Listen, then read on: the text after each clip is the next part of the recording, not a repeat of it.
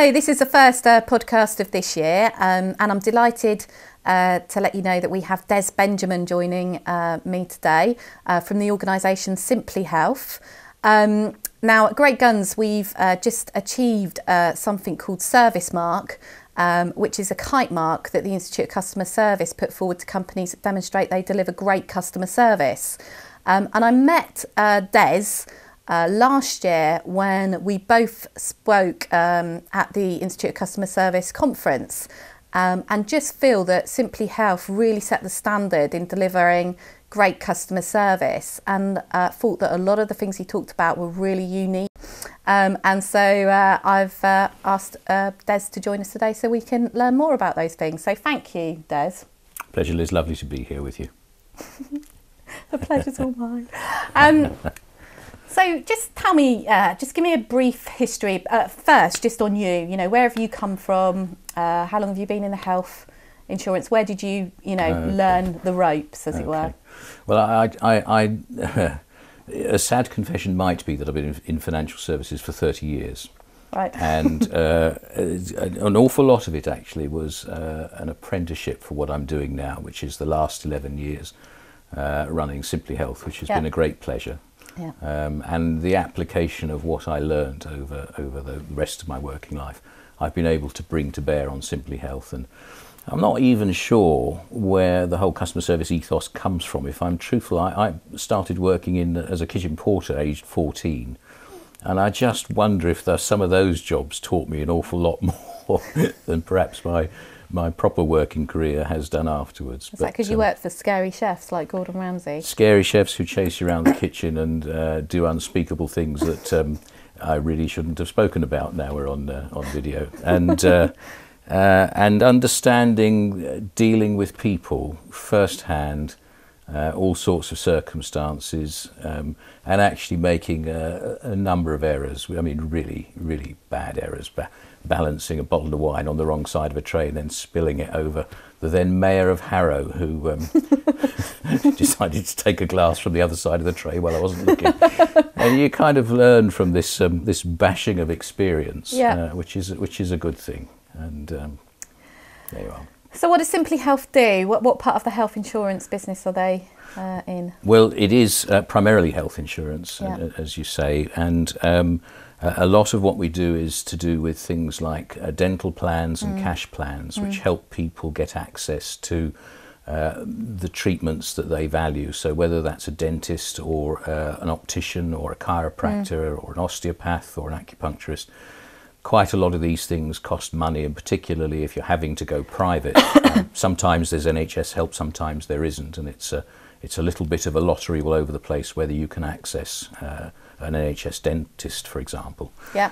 But along with these treatments come bills. Some people find these bills quite difficult to stay on top of, and our cash plan helps them do exactly that. Okay, and how many clients have you got? How many customers? So then we've got about over 1 million policies covering just over 2 million people on cash plans. But we also have a full private medical insurance business, which is what you might expect it to be. You need a new hip. I was going to say new teeth, but I don't suppose you do. A new hip or a new knee, or you need some cataract work or some such thing. And so we cover, I would say, about 300,000-400,000 customers on full private medical insurance as well. So about 2.5 million customers. Are predominantly are those mainly consumers, or do you have clients that are companies as well? Well, we sell half our business direct to consumers, and the other half is through companies. So we have relationships with nearly 10,000 companies, one way or another, and we provide benefits for staff for them. But we also go direct to market and attract consumers in that way as well. And how many people do you employ? We're at 1,100 people across the country, 4 sites, Leeds, Manchester, Bristol and Andover. And so we have a spread across the country, which is quite useful for working with local communities. So what do you do that's different? I mean, how do you inspire 1,100 people across the UK to care about, someone who's ringing up and wanting to claim because they've just heard that they've got to go in for a heart bypass, they're already stressed out. but Jeremy's had a rubbish weekend, didn't want to get up this morning. It's Monday morning. How do you make them care? I think you start with the truth of what you're there for. And what we are there for is, a lot of businesses get this confused. We're not there for profits. We're not there for, I don't know, to keep the buildings running or to obey the regulator or something. We are there specifically to serve customers at their moment of need. And it might be heart bypass, and it might be a filling, and it doesn't matter which. The premise is that actually, what would you like the experience to be for you? And if it's not good enough for you, then it's not good enough for our customers. And I think if you make that clear, that the number one priority of the business is to serve, and that the number one job of management is to make sure that that gets done really well, then eventually people get it, and they know absolutely what they're there for, and they dedicate themselves to that task. Now, going along with that, you've got to have a great deal of integrity around every decision you then make. Yeah. And if it can be seen that your decisions don't back up your rhetoric, then actually, the staff will just look at management and go, yeah, seen it all before, heard it all before. They'll wait for you to ship out and wait for the next lot of big management ideas to come in and basically ignore you along the way. So they've actually got to sign up emotionally. And they do that, I think, by testing all the time to see whether you have integrity around what you're saying to them and by your actions. And that's if you ask me what the essence of it is, it's absolutely that. And I'm personally dedicated to, I don't want people to have a bad experience of healthcare, and I'm going to do everything in my power to get them where they need to be and to get them spoken to, written to, treated like a human being that has a need, and that we've got the expertise to help solve that need. So in terms of where you are now on, if you had a scale, say it's 1 to 10, and you wanted to mark your company somewhere along that scale, 10 being the best in delivering brilliant customer service, where would you say your organisation sits currently? I think somewhere between 7 and 8. How about that? Okay, that's really great. And so in terms of what would your aspiration be? Do you think a company can aspire to ever get to 10? No, I don't think that's possible. I think because the problem is that the world moves. Right. And if you try for a 10, then you won't be keeping up with the world. You'll be perfecting what you do now. Right. And what you do now might not be relevant for the world as it moves on. And right.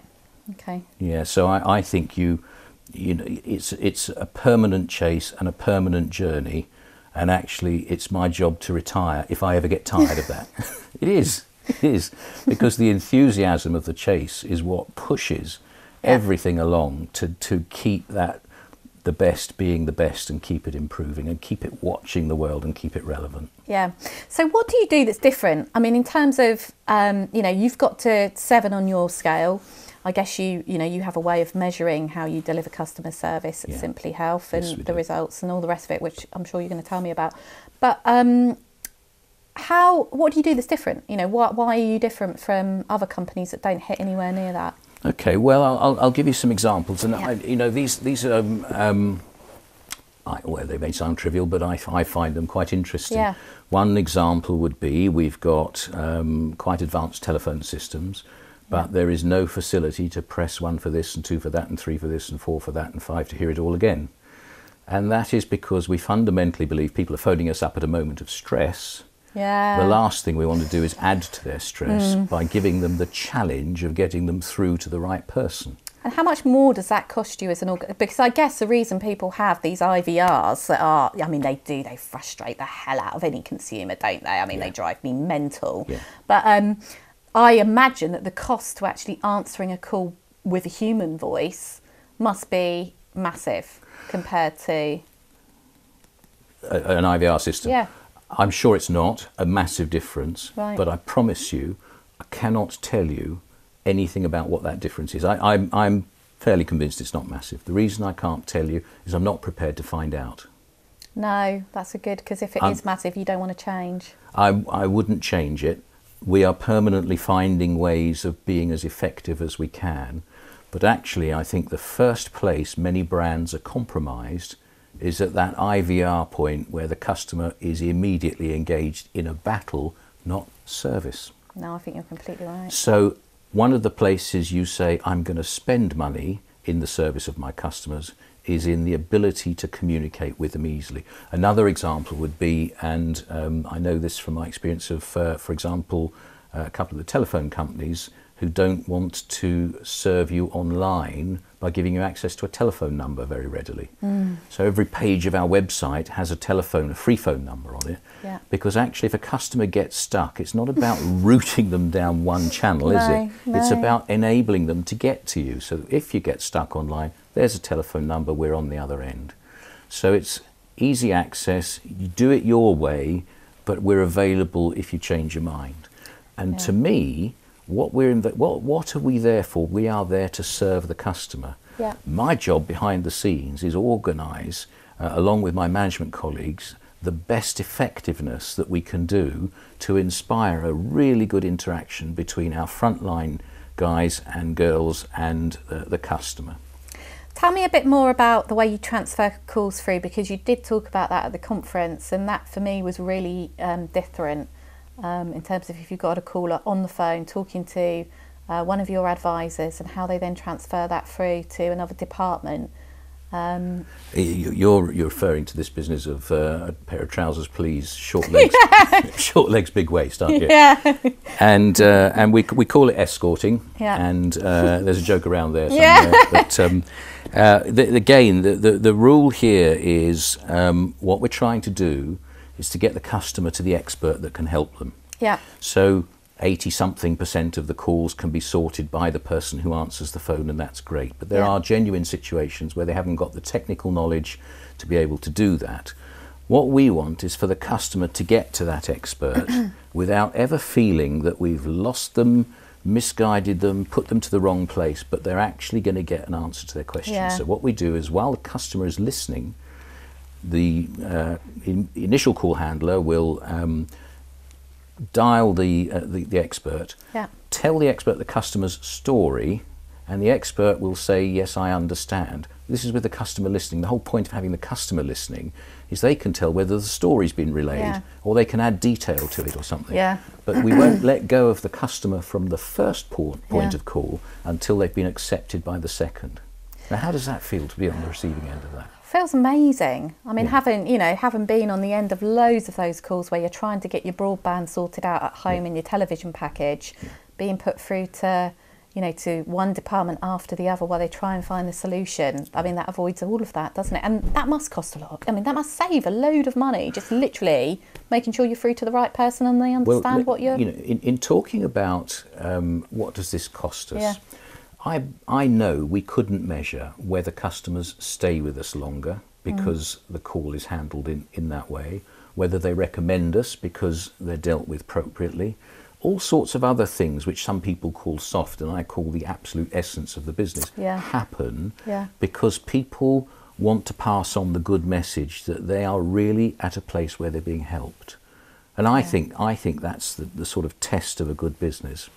The other thing I love about that is it creates relationship. I believe it does. And I think the more that you can, we retain 90% of our clients, and a recent client engagement survey showed that 90% of our clients believe that one of the things they score us highly on is relationship. And I think people still do business with people they like. If they like the experience, if you make it easy for them, if someone sounds happy and helpful on the end of the phone, it just makes all the difference in terms of who you want to give your money to.